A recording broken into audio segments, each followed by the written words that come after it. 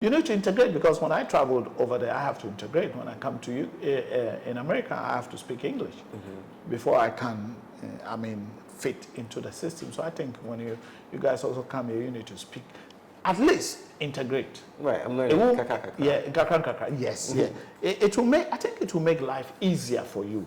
Okay. Kwaminat TV, promoting African business is home and abroad. Kwaminat TV, the best in the only way to sell your brand to the world. Kwaminat TV, promoting African. Welcome to Kwaminat TV. Today I'm here with a Californian guy who has come to Ghana or visit Africa. And this is Diaspora Talk. Diaspora Talk means our brothers and sisters from the other side of the world, or African descendants who comes back home to Africa to touch the soil of Africa.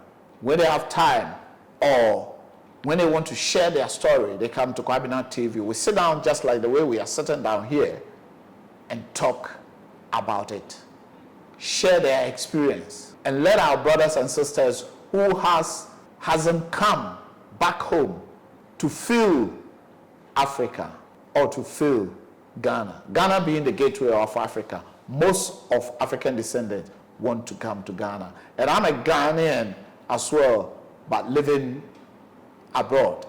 We want people to visit Ghana and to see exactly what is happening in Africa and stop listening to the lies of the Western world. Keep watching Kwaminat TV, like, subscribe, and share. If you are not a member of this platform, please subscribe to Kwaminat TV. Subscribe, like, share to your brothers and sisters over there. We want African brothers and sisters in other parts of the world to come back home, to feel Africa, to step their foot on their ancestors' land that they left 400 or 500 years ago. I'm still the youngest old boy.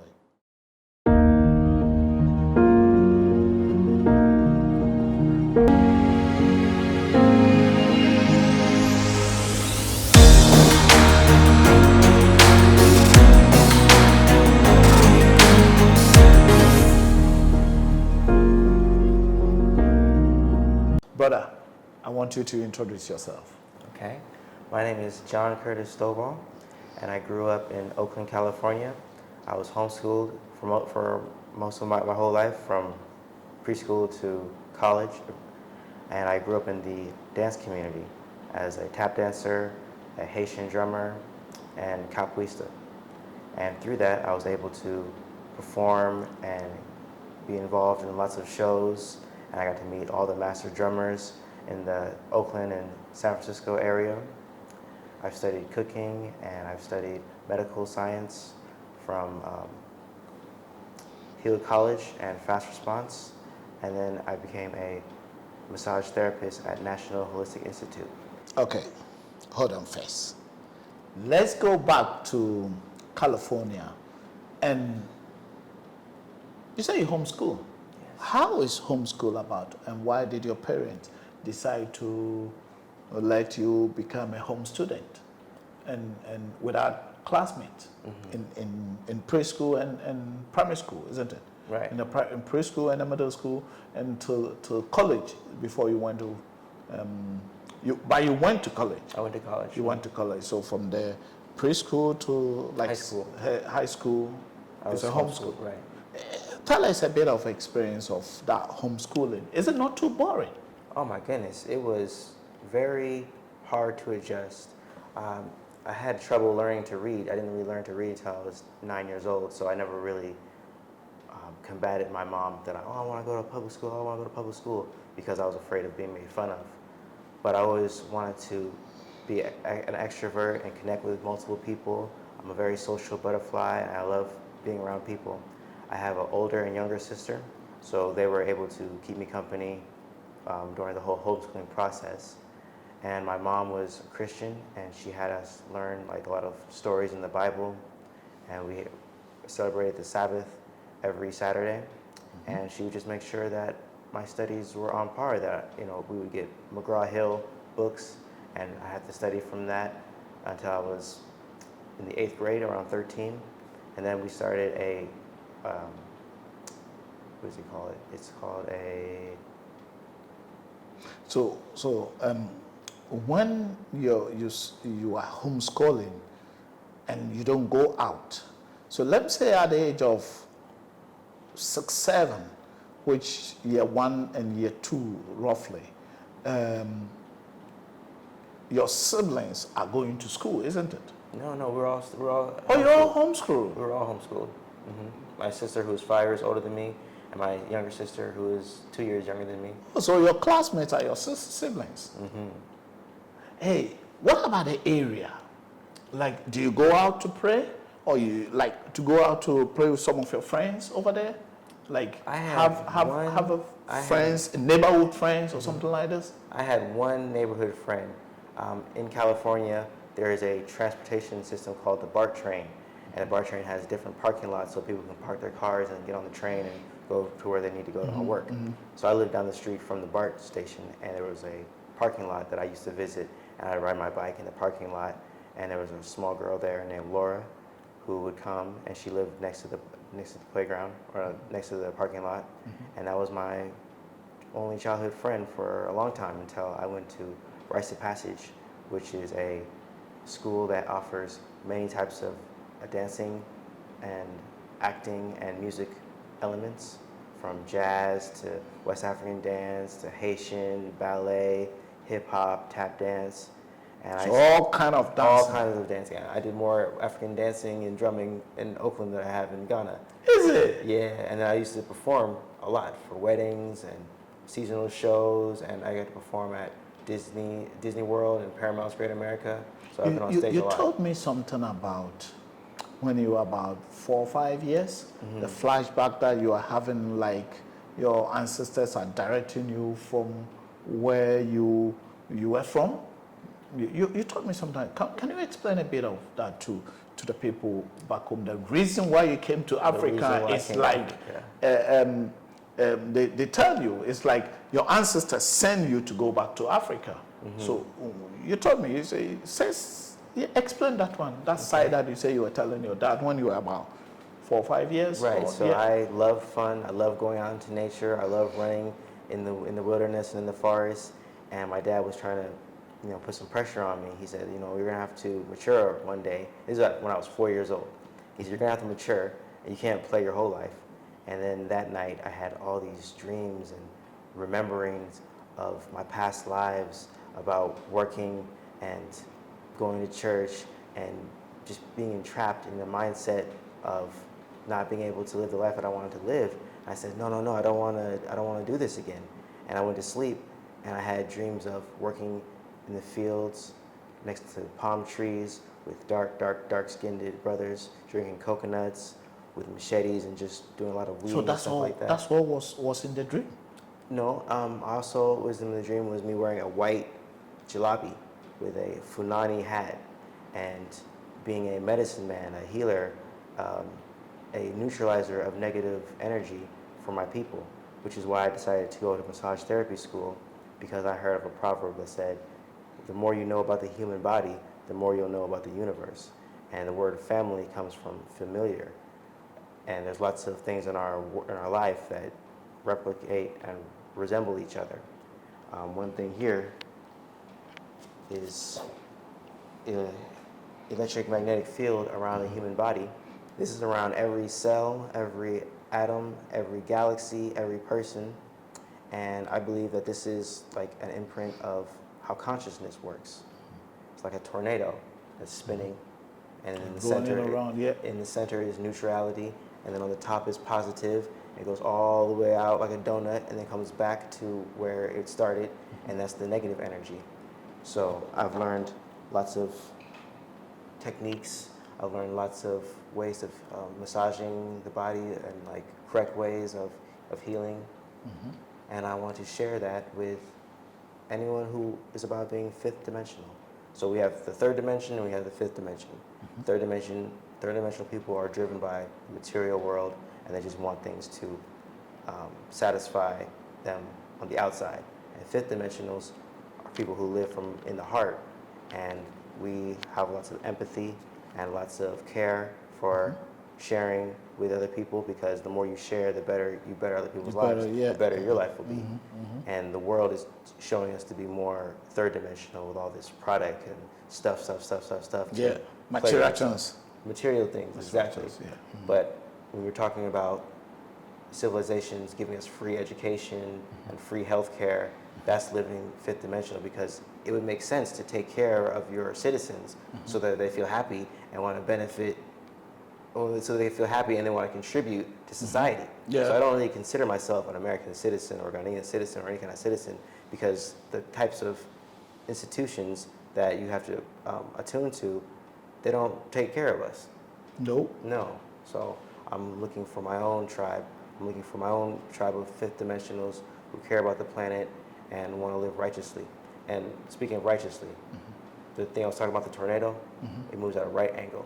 Okay. So all energy, all actions that we do moves at different frequencies. And you can freeze water. You can put a word on water and freeze the water and look at its molecules, and it will freeze in a positive snowflake, sacred geometrical shape if it has positive words on it, like love and goodness and passion. But if you put bad words or negative words like I hate you, you make me sick, then the water freezes in a disharmonic way. And I believe it's because read the word is what's electrically affecting the water, so that it freezes in either positively or negatively, beautiful or disharmonic. So it's really important on the words that we use with each other. It's important that we communicate with our children and not just tell them, oh, you have to do this because I said so, but give them a reason. Yeah. So basically, you are trying to tell me that, tell us that if you are talking to your friend or your brother or whatever people that we communicate to, it is better to say something positive. Yes. If you say something negative, it affects you or it affects the other person. Yes. You can put seeds of doubt in people's subconscious. And you always want to give a barrier of yourself and people, but we should always give people the benefit of the doubt and not lump everybody in one judgment. I hear, like, when I come out here to Ghana, a lot of Ghanaians say, oh, Ghanaians don't do this, Ghanaians don't do that, Ghanaians don't do this. And I want to not treat everybody the same. I want to treat people how they want to be treated. And also that means, like, giving them new experiences. And that's why I came out to Ghana, to get a new experience. I specifically chose Ghana because my sister, Victoria Swanjero, has been coming here for 15 years. Oh, okay. And she's been establishing relationships, and she's had this monumental dream of launching her business called Universal Family Network, which is like a touristing development. Universal Family Network. Okay. So touring, developing, educational, wellness type of. So touring, like bringing some of our brothers and sisters from who want to travel back home. Yes, we have a compound, a 3-bedroom or 4-bedroom house, two bathrooms, a kitchen, and we have a little learning center in the front on the patio. We have a library and lots of relationships with people around the area, so we can take them to places like Abuzame. Abuzame in the Volta side. Right. Oh yeah. Do you like that place? I love it. Tell me your visit in Ghana. How long have you been in Ghana now? I've been in Ghana for about a year and 7 months. Oh, so somewhere around 2020. Yeah, December 2020. Okay, so tell us much about your experience in Ghana. Well, I came to Ghana to get away from the city. I want to live in nature. I want to live harmonious with. Well, you left the city, the honey and milk and bread over there in the city to come to the native place that it doesn't have honey and but unfortunately, I came and I'm living in Accra now, so it's very similar to the city that I was living in. Okay. But when I get to travel to places like Princess Town and Avenme and Hohoi, my soul is just jumping for joy because I love being in nature and I love seeing how villages depend on each other for survival. I love that family aspect, and I love the food. You love the food? I love the food. I can't imagine eating. Which food do you love much in Ghana? Because they have a lot of foods in Ghana. Which one? First, the fruits. The fruits. The fruits. The banana, watermelon, the orange, The and blah, blah, blah. mangoes, Yeah, mangoes, yeah, everything. big ones and small ones. Yes, and then local when ones it- and the, yeah. When it comes to rice and stew, I would eat that as a child for every birthday because it was just my favorite dish. Have you tasted? Tomato sauce and some ground meat with rice, and my mom would call it goulash. And I come here and I have rice and stew almost every day, and I'm like, oh my gosh, this was part of my culture. Like Culture, yeah, yeah. this was something subconsciously I knew I always loved. I think we ate rice here, but I think the rice eating culture is not Ghanaian culture. I think we have our own different type of food. In the north have their food, the Volta have their food, the central region, which is the Cape Coast area, which is the southwest, has their own food, southeast have their own food, the Ashantis, which is in the central part of Ghana, has their own food. You know what I mean? The Bron have food. The northwest part of Ghana has also their own food. It's all Ghana food. It's all Ghanaian food, but it's different. Rice basically doesn't come. I don't know which tribe eats rice in Ghana, but I know that in the northern part of Ghana we have we don't call it wild rice, which it's native from Ghana, which is a bit rice? brown, yeah, Okay. which is a bit brown, not the white one. Yeah. Nowadays they plant rice everywhere. Even the one we get exported a lot of rice in Ghana. Yeah, but even the local ones that they plant one there, but they still have that original rice which comes from Ghana, from mostly the north part of Ghana. So rice is like generalized food, but we don't have specific tribe. Okay, but when it comes to plantain and yam, Yes, that's Ghanaian. That is where I think plantain, cassava, and yam also, because I spoke with someone before. He said that even was hybrid from different part of, like, was hybrid. It was a hybrid food that came. We'll go into that next time, because I think I had someone that I spoke with on a platform that he was into it. I think we'll go to that. Let's maintain on your own your experience in Ghana. Okay. Tell us a bit more about it, because we don't have my time. We have just about 15 minutes to go now. Okay. So tell us a bit more. And I ask you, why do you decide to come to Ghana? Why? I decided to come to Ghana because my sister has her feet in the ground already, and I wanted to travel more places around the world. I believe that Jamaica will be my next place that I will go visit. How long do you plan to stay in Ghana? Maybe for another year. For another year. Yeah, I'm just not getting my residency. Oh, you just got in your residence now, okay. Is it difficult to get a residence when you're outside when you come? Yes. Is it difficult? I think you need to have like some Ghanaian family to help, manage, help you direct the offices, because the prices will change every time I go. But when I brought my Ghanaian brothers, they would speak in Tree, and things were more smooth. I think the best way is when you come to Ghana, you need to speak Chi. Yes, you need to learn. You need to integrate, because when I traveled over there, I have to integrate. When I come to you in America, I have to speak English before I can, fit into the system. So I think when you guys also come here, you need to speak, at least integrate. Right, I'm learning. Yeah, kakra. Yes, yeah. It will make. I think it will make life easier for you. Oh, can you tell us more about the 126? Yeah, 126. Yeah. Say something about it. Yeah. Yes, that's the organization that is helping people with logistics and moving into Ghana and building here and making sure that people aren't getting ripped off. And it started by Nana Ya, right? Yeah, Nana Ya. I had a chat with Nana Ya. It's on the platform. I had a chat with Nana Ya. I think Nana Ya was one of my third or fifth. I think Nana Ya was my first diasporan that I spoke with. Yeah, she's a beautiful soul. Yeah, she's Nana Ya Wusu. Helping people acclimate here. Yeah, Yawusu. Yeah, and the secretary is Sister Ya, something like this. Yeah. Let's go into our destiny. Look at California. your school home, your siblings' school home, your parents. Where are your parents at the moment?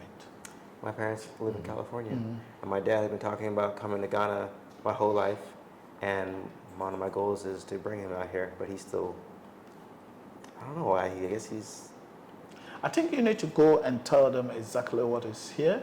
That's why one day when you go back, you explain things to him, and I think maybe. And what about your mom?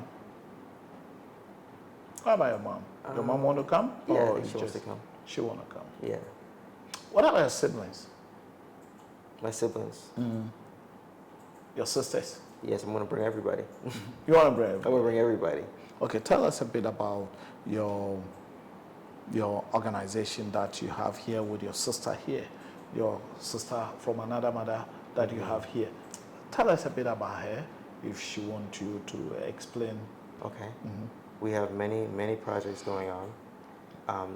The main one at the moment is a doula and birth work training that we want to have young women come out at the end of the year so that they can work with women in the villages and be trained on home births so that women can be protected and be more knowledgeable about their practices, about something so spiritual. We have a learning center where we're teaching the children, where we're helping the children with their homework and helping them get into school and buy supplies. And other teachers come in from the States and they bring us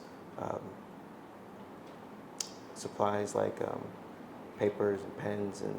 So that means people support you from the States? Yes, yes, and science projects and notebooks and stuff like that. And then we have 3 rooms to bring clients that we tour for from 3,000, yeah, from 3,000 packages to 5,000 packages, depending on the type of luxury tour they want to have. Yeah, we'll have customizable tours for them, and then we'll take them to Victoria's land in. Oh wow! In the Avolta region, and meet chiefs and bring schnapps.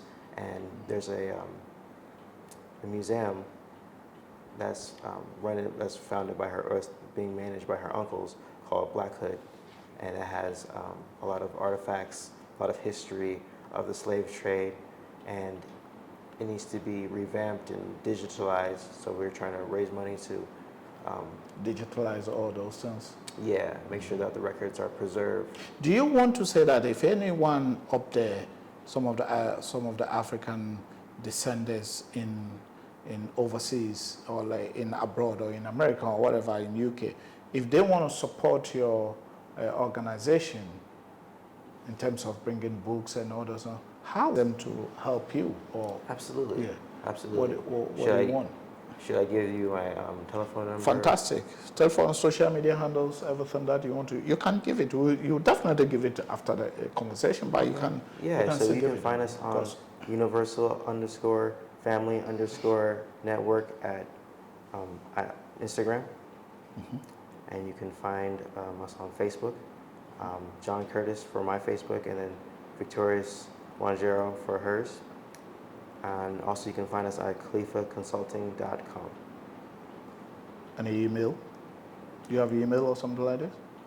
Yes. Okay. My email is stovalljohn72@gmail.com. And then khalifaconsulting@gmail.com. And also, we are wrapping up. There's one. Also, schooling home, go to uni, being a psychology. How old are you? I just made 30. You just made 30. Are you married? No. Are you single? Guys, ladies over there. Yeah, I'm single. Single. Still searching. Yes, still searching. Still healing and developing myself so that I can, not bring any baggage into a relationship. Very respectful. Yes. And you told me you are also a healer. In terms of what? In terms of, I was going to church, and I feel that, you know, that's a really big subject we can get into about manipulation and everything, but I feel that when you're born, your ancestors are guiding you on a direction on how you're supposed to live your life, and this society kind of like cuts us and chisels us to fit into their narrative, which isn't what we were intentionally supposed to be born for. And I'm trying to get people back on track with their own subconscious, with different types of activities to get in touch with your inner child, get in touch with your inner self, from breath work, massage therapy, to dancing, to chanting, to juggling, to walking around with blindfolds on your eyes, all types of activities to charge the chakras that permeate the dimension that we live in. So like I said, I went to massage therapy school, not just to become a massage therapist, but to learn about energy and how we connect with each other. And I've learned that everything is perspective, and that karma is real, and that fasting is healthy. I've learned that. So do you fast as well? I try, yes. You fast sometimes? Mm-hmm. And you fast because fasting is healthy? Yes, it eats the toxins of your body, and it's kind of like a reboot. But the Christians fast to pray to God. Mm-hmm. Yeah, so when you fast, you become more spiritual because you're lighter. Mm-hmm. Yeah, and when you eat heavier foods, kind of grounds you and gives you energy to use your body. But when you fast, you go through phases of extreme discomfort. But once you pass the 3-day mark, then you become like more magnetic, and then you can interact and communicate with your dreams more. With your dreams more. Yeah. You believe that, what do you believe? What's your belief? Well, are you into religion? Or? Well, I'm into science. When it comes to acidic and alkaline, you want to have your pH balance in the middle. pH stands for potential hydrogen and potential energy creation.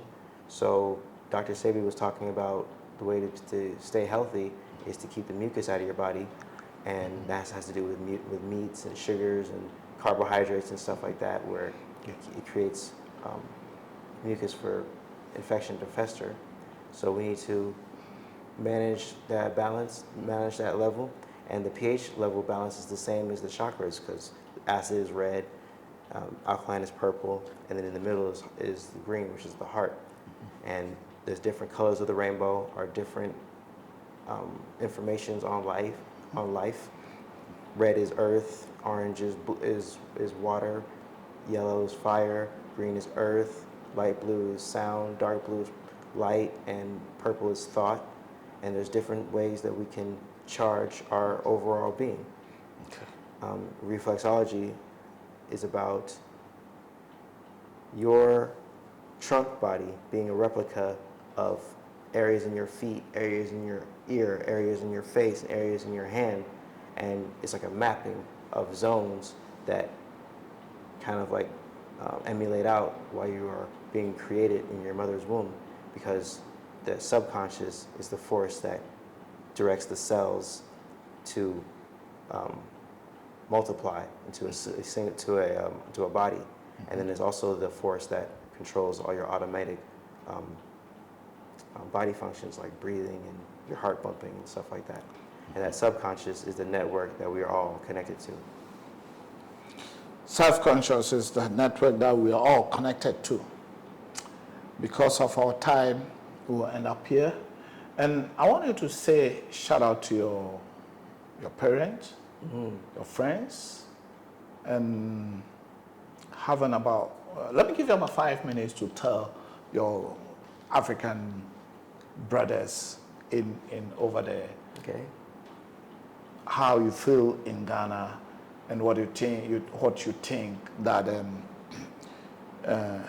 they can also come, or how you feel, how you want them. Do you want anyone to come to Africa, or do you want anyone to come to Ghana? I love Ghana. I want people to come. I feel like there's things about the economics that I'm not fully understanding, but I heard that if everybody were to come to Ghana, it would create a huge influx and the Ghanaian people would be suffering. So I feel like we were talking about Gaddafi earlier. We need to have our own way of controlling our monetary system, and the president of Ghana, the president of America, they are following a script and they don't care about our well-being. I think politicians in general don't care about the Yeah. masses. That is all over the world. It's not only Ghanaian or American. That the politicians in general don't care about Who people. should be in charge of the rules set on which we live our lives? That is them. That is them, but That it is should them. be them because they're not responsible. It should be we ourselves. Yeah, or it should be the local authority. But everyone need someone up, because when we vote and put a politician there, mostly, let's talk about Africa. Mostly the Africans has to rule ourselves. Yes. Africans should be for Africans. Yes. We should do African things. That's what I think. But do you think, when you came to Ghana, do you think Africans are doing African things? No, I think they're following the president, who is We follow the foreign, we follow the Western. Right. But let me bring your mind into one thing, that in Africa here, this is what, during the colonization and the slave trade, they took some people from here and they start colonizing us. We got independent about 65 years ago. Do you think we are ready mentally? Because over 400 or 500 years ago, that they start putting this thing in our mind. Do you think, are we ready mentally? As you see it here now, right now, are we ready mentally to change totally, to go back to, let's say, the 500 years ago? How do you think it's going to be possible? It is going to be struggling, isn't it? I think that. And then do you think even the Western world are going to allow us to do that? No, I think that when we start honoring what was our spirituality before slavery, then we'll be ready. Then we'll be ready. Yeah. But do you think it's going to be today or tomorrow? I think it's coming soon. It's coming soon. I think it's coming soon with people choosing this cyborg technology way of life, or there's going to be people who want to be more natural and respect our bodies and the life that God has given us. There's going to be a big divide of people who want to change their lifestyle. Would you be in a healer, believing in scientists and believing the energy in the people? Are you teaching people here in Ghana? Or are you trying to bring those things in Ghana? Yes. Like me, teach some of the people to understand exactly that. Do you think religion is deceiving Africa? Yes. In what way? Well, exploitation, like $20, let's say $20 in America is worth 100 CDs here in Ghana. Yeah. And the farmers make maybe 100 CDs a week. And they work from 6 to 12 in the hot sun. And they will do all this work. And when church comes around every Sunday, they put their Sunday best on and they go to the church and they praise and they worship, and all this negative energy of working so hard for such little, like they feel like this is their dessert, their pleasure, their form of relief. And yeah, they give all their love to somebody that they're waiting to come and save them. And I feel that. So do you think no one is coming to save them in the future? No, I think we Keep watching Kwaminat save TV, like, ourselves. subscribe, and share. I'm still the youngest old boy. I'm here with, so I think this conversation, we're going to continue this conversation next time, which conversation, because I think it's a Broadway conversation that we need to have. Also, it's educators, people here, and at the same time, educate people over there. And also, showcasing Africa, showcasing Ghana, not only in physical, also things that you tell them that Africa is a place to be. Africa is a motherland, and Africa is calling Africans all over the world. That like so here in Ghana, guys over there, come to Ghana, visit Africa. Not only Ghana, anyway, visit Africa. But I'm in Ghana, so I would prefer you to come to Ghana because Ghana is Yes, the gateway come see to Kwame. Africa. Thank you very much. Thank you for your time. And we will keep it up and we update you. If you're not a member of Kwaminat TV, subscribe to Kwaminat TV and help us grow. Support us in this way by subscribing, sharing, like, leave comments. Don't forget, leave comments. And if anything that we're doing wrong, we will just correct it. Or if you think we are doing the right thing, also appreciate it and congratulate us, then let's push on. Let us know what we are doing is right, and we'll push on to do more or bring you more of Soul's conversation and other people and showcasing Ghana and Africa in whole. Thank you very much, and I love you all. Kwaminat TV, promoting African business is home and abroad. Kwaminat TV.